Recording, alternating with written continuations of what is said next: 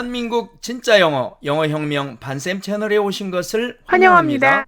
여러분 안녕하세요. 반유한입니다. 오늘은 현재, 과거, 미래 시제에 대해서 가장 기초적인 용법을 공부해 보도록 하겠습니다. 여러분이 제 설명을 들으니까 여러분 마음에 지금 방금 여기 나와 있는 것처럼 그까이 그냥 현재, 과거, 미래의 시간에다가 딱 맞춰서 쓰면 되는 거 아님? 이런 생각이 들지 않습니까? 그런데 과연 그럴까요? 자, 이제부터 과연 그런지 안 그런지 확인해 보도록 하겠습니다. 자, 여기 타이틀을 보니까 통시제 이야기 이렇게 나와 있는데요. 이 통시제에 대해서 제가 얘기를 좀 해보겠습니다. 우리가 영어의 시제를 배우면서 혼동하는 것은 그 각 시제가 가진 이름 때문에 조금 전에 썸네일에서 보신 것처럼 그저 단지 현재형은 현재의 일에 쓰고 과거형은 과거의 일에 쓰고 미래형은 미래의 일에 쓴다라고 간단히 생각하기가 쉽습니다. 아마도 여러분 중 대부분이 그렇게 생각하고 있을 겁니다. 저는 사실 지금까지 심지어 원어민들과 소위 잘나가는 영어 선생님들까지도 모두 포함해서 이렇게 생각하지 않는 사람을 본 적이 없습니다. 그럼 설마 이게 틀리다는 말인지 무척 궁금하시죠? 자, 그럼 이것이 틀리는지 맞는지 한번 살펴보도록 하겠습니다. 사실 여러분이 배우고 있는 기존의 재래식 영문법 체계는 모두 이렇게 기술되어 있습니다. 그러니 다들 그렇게 알고 있는 것도 무리가 아닙니다. 그런데 시제가 그렇게 쉬운 거면 얼마나 좋겠습니까? 이것이 사실은 크게 잘못된 분류법입니다. 그러다 보니까 기존의 영문법 체계는 수도 없이 많은 예외, 즉 삑사리가 생겨서 무슨 특별용법이라는 이름으로 그것을 계속해서 무조건 외우도록 강요합니다. 하지만 그것이 왜 그런지는 아무도 말해주지 못합니다. 근데 그것을 외우기가 너무도 어렵습니다. 왜냐하면 최소한 왜 그렇게 예외가 생긴 것인지 이유는 알고 납득이 가야만 외울 수 있는 것인데 납득이 될 만한 아무런 설명도 없이 그 수없이 많은 예외들을 무조건 외워야 하니 그걸 지겨워서 어떻게 외우겠습니까? 다들 그래서 중도에 영어를 포기를 하죠. 그렇다면 도대체 뭐가 잘못된 것인지 궁금하지 않습니까? 이제부터 제가 이 부분을 하나씩 꼼꼼히 설명해 드리도록 하겠습니다. 일단 영어의 모든 시제는 이진법으로 구성된 체계입니다. 뜬금없는 말로 들리시지요? 그러나 확실히 영어의 모든 시제는 이진법의 틀을 갖추고 있습니다. 여러분, 이진법이 뭡니까? 0과 1로서만 구성된, 즉 숫자가 단 2개밖에 없는 거지요. 자, 그래서 이렇게 영어의 모든 시제는 이진법 단 2개로 되어 있다. 즉 0이냐 1이냐, 온이냐 오프냐, 양이냐 음이냐, 뭐 이렇게 되는 거죠. 게다가 동사의 시제라는 말도 사실은 잘못된 표현입니다. 왜냐하면 동사 자체의 시제는 이미 배운 것처럼 현재와 과거 단 2시제밖에 없고 미래 시제는 사실 엄격히 말하자면 현재형 조동사 will, shall의 시제이기 때문에 동사의 시제라고 우기면 안 되는 거죠. 따라서 일단 가장 기초적인 개념들을 제가 만든 이진법 체계로 말씀을 드리자면, 자, 1번 현재형 및 과거형 동사는 모두 사실을 나타내는 말이고 현재형 및 과거형 일반 조동사는 모두 생각을 나타내는 말입니다. 그러니까 이처럼 사실과 생각 2개의 개념만 존재하니까 이진법 체계 맞지요? 두 번째로 현재형 및 과거형 특수조동사 be와 have는 모두 사실을 나타내고 현재형 및 과거형 일반 조동사는 모두 생각을 나타내는 말입니다. 여기서도 사실과 생각이라는 2가지로 쪼개지죠. 다음에 3번 시제의 기준점을 나타낼 수 있는 동사는 모두 사실을 나타내는 동사들인 현재형 및 과거형 동사와 현재형 및 과거형 특수조동사 be와 have뿐입니다. 따라서 생각을 나타내는 말인 현재형 및 과거형 일반 조동사, 즉 will, shall, can, may, must, would, should, could, might 같은 말들이죠. 이러한 말들은 모두 시제의 기준점을 나타내지 못합니다. 이는 아주 중요한 내용입니다. 그렇다면 일반 조동사가 붙은 문장의 시제는 어떻게 그 시제를 알 수가 있을까요? 네 번째로 이 내용이 진짜 핵심입니다. 일반 조동사가 붙은 문장은 사실 이름을 어떻게 붙여놓았든 그 조동사 플러스 동사의 개념만으로는 시제를 절대로 특정할 수가 없습니다. 게다가 현재형 동사도 현재만 나타낼 뿐 아니라 심지어 미래도 나타냅니다. 그래서 영어 문장에는 이것을 보완하려고 시간 부사가 붙어 있어서 그것이 정확히 어떤 시제를 나타내는지를 표시해 줍니다. 따라서 시제를 정확히 표현하려면 동사의 시제가 아니라 시간 부사의 시제라고 해야만 맞는 것입니다. 이것을 정확히 알고 나면 여러분의 영어에 날개가 달립니다. 다섯 번째로 이처럼 시제가 헛갈리고 어려운 것은 방금 살펴본 것처럼 시제가 원래는 이진법이라서 둘밖에 없는데 그것을 우리가 본능적으로 인식하는 현재, 과거, 미래의 세 개로 나눠진 물리적인 시간대에 이 시제를 억지로 두들겨 맞추다 보니까 생긴 자투리가 그 예외, 즉 특별 용법들입니다. 제 책이나 제가 가르치는 영어에는 이런 예외가 아예 단 하나도 없습니다. 처음에는 듣도 보도 못한 그러한 이론이라서 다소 혼란스러울 수도 있지만 이해가 될 때까지 이 영상을 끈기 있게 여러 번 보시면 곧 득도하시는 순간이 올 겁니다. 여섯 번째로, 그렇다면 현재, 과거, 미래라는 세 개의 물리적인 시간대가 분명히 존재를 하는데 도대체 이진법으로, 즉 두 개밖에 없는 시제로 어떻게 이 세 개의 때를 모두 나타낼 수 있다는 말일까요? 그 방법은 다음과 같습니다. 1번, 일단 과거의 일은 과거 시제로 씁니다. 즉 과거 시제는 과거 전용입니다. 꼭 알아두세요. 2번, 현재와 미래의 일은 현재형 동사나 will, shall 등을 공유해서 쓰되 때로 구분하지 않고 사실과 생각으로만 구분해서 씁니다. 오늘 강의의 하이라이트입니다. 다시 한번, 현재와 미래의 일은 현재형 동사나 will, shall 등을 공유해서 쓰되 때로 구분하지 않고 사실과 생각으로만 구분해서 씁니다. 즉 사실이면 현재형 동사를 쓰고 생각이면 will, shall을 붙여서 씁니다. 이것을 통시제라고 합니다.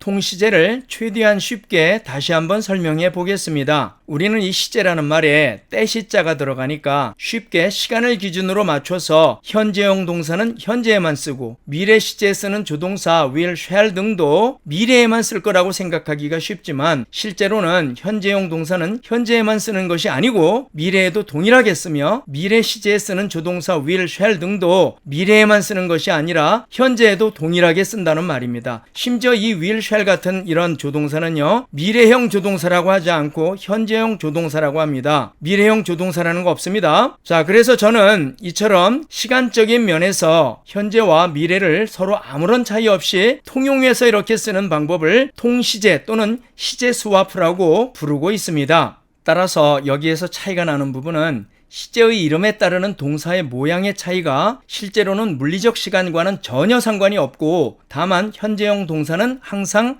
현재나 미래의 사실을 나타내고 현재형 조동사는 항상 현재나 미래의 생각을 나타내는 말이라는 점만 다를 뿐입니다. 핵심 중에 핵심입니다. 따라서 이처럼 한 가지 모양의 시제를 물리적인 현재와 미래에 서로 두루 통용해서 쓰는 말이라는 뜻으로 통시제 또는 시제 스와프라고 부릅니다. 다소 어렵더라도 누구나 반드시 이것을 알아야만 모든 복잡한 시제의 기준점인 0점이 잡혀서 다른 모든 시제들을 쉽게 정복할 수가 있습니다.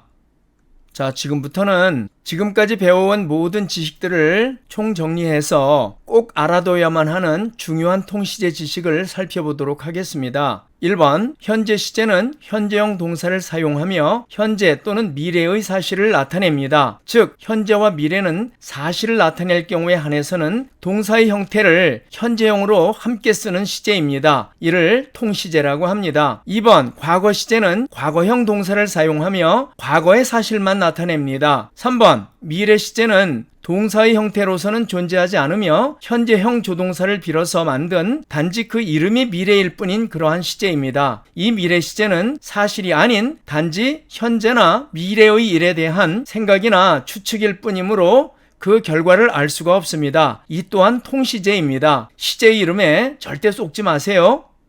자, 그럼 통시제의 예문을 한번 살펴보도록 하겠습니다. 이것을 시제 스와프라고 한다 그랬죠? 자, 먼저 현재형 동사를 써야만 하는 경우를 살펴봅니다. 이것은 현재나 미래의 사실을 나타낼 때 현재형 동사를 쓴다고 제가 말씀드렸습니다. 1번 문장 볼까요? I go to school now. 나는 현재 학교에 다닌다 라는 얘기입니다. 자, 여길 보니까 시간 부사가 now, 현재입니다. 그리고 거기에 맞춰서 현재를 썼어요. 우리가 보통 알고 있는 현재 시제 맞죠? 그래서 현재형 동사를 현재에 사용한 그런 경우입니다. 자, 이번에는 2번과 3번을 한번 살펴보도록 하겠습니다. 만약에 우리가 내일은 내 생일이다 라는 말을 영어로 표현한다고 해봅시다. 자, 그러면 내일이니까 일단 시제가 언제입니까? 미래가 되죠. 미래니까 자, 우리가 기존의 영문법대로 한다면 will be를 써야 되겠죠. 되겠죠. 그래서 3번 같이 It will be my birthday tomorrow 이렇게 썼더니 그 의미가 어떻게 바뀌냐면 내일은 내 생일일 것이다 이렇게 바뀌어버립니다. 왜 그러냐면 여기 보이는 will be가 이 will이라는 말이 생각을 나타내는 말, 즉 추측을 나타내는 말이니까 결국은 추측을 할 수밖에 없어요. 그래서 의미가 내일은 내 생일이다라고 하는 우리가 나타내고자 했던 이 뜻을 나타낼 수가 없는 겁니다. 자, 그래서 보니까 2번 같이 It is my birthday tomorrow 했더니 결국 우리가 원하던 내일은 내 생일이다라는 말을 이렇게 표현할 수가 있게 되었어요. 왜 그러냐면 이 is 같은 현재형 동사는 언제 쓴다고 했습니까? 사실을 나타낼 때 쓴다고 했죠. 자, 그래서 내일 돼보지 않아도 내일은 내 생일인 것을 나는 알고 있습니까? 모르고 있습니까? 알고 있지요. 자, 그럴 때에는 시간과 상관없이 이렇게 현재형 동사를 써야만 맞는다는 것을 우리는 알 수가 있습니다. 자, 그래서 우리가 여기서 알 수 있는 것은 현재의 일이든 미래의 일이든 그것이 사실인 경우, 즉 현재 이미 그것이 사실임을 알고 있을 경우에는 현재형 동사를 쓰면 됩니다. 자, 그런데 현재의 일이든 미래의 일이든 아직 그 결과를 알지 못한다면 미래형 동사, 즉 will이나 shall 같은 것을 붙여서 써야만 한다는 것을 알 수가 있습니다. 여기까지 이해가 되시나요? 자, 이번에는 미래형 동사를 써야만 하는 경우를 살펴보도록 하겠습니다. 이 미래형 동사는 현재나 미래의 생각을 나타낼 때 사용한다고 했죠.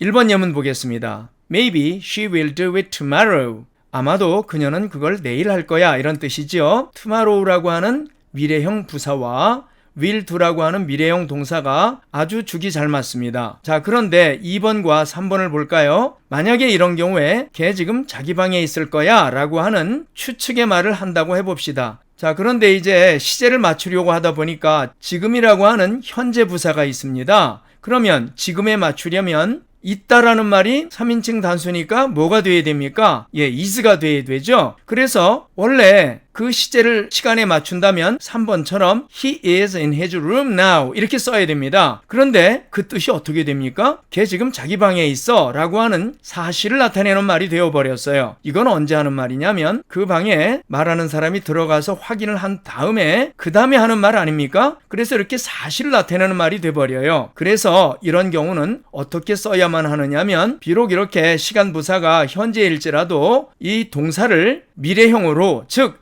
조동사를 붙여서 이것을 추측을 나타내는 말로서 바꿔서 써야만 한다는 것입니다. 자, 그래서 He will be in his room now 이렇게 썼더니 걔 지금 자기 방에 있을 거야 라고 하는 우리가 말하기를 원했던 뜻이 완성이 됐음을 알 수가 있습니다. 여기까지 이해가 되시나요? 자, 그럼 이로써 오늘 강의를 모두 마치도록 하겠습니다. 오늘 배운 내용은 여러분이 앞으로 시제를 정복하는 데 있어서 대단히 중요한 지식이므로 반드시 반복적으로 공부를 해서 잘 알아두시길 바랍니다. 아울러 본 영상이 여러분의 학습에 도움이 되셨다면 앞으로도 계속 영상을 받아보실 수 있도록 구독과 좋아요 그리고 알림도 꼭 눌러주시길 부탁드리겠습니다. 다음 시간에는 현재 시제의 더 많은 예문들을 통해서 현재 시제를 좀 더 깊이 공부해 보겠습니다. 감사합니다.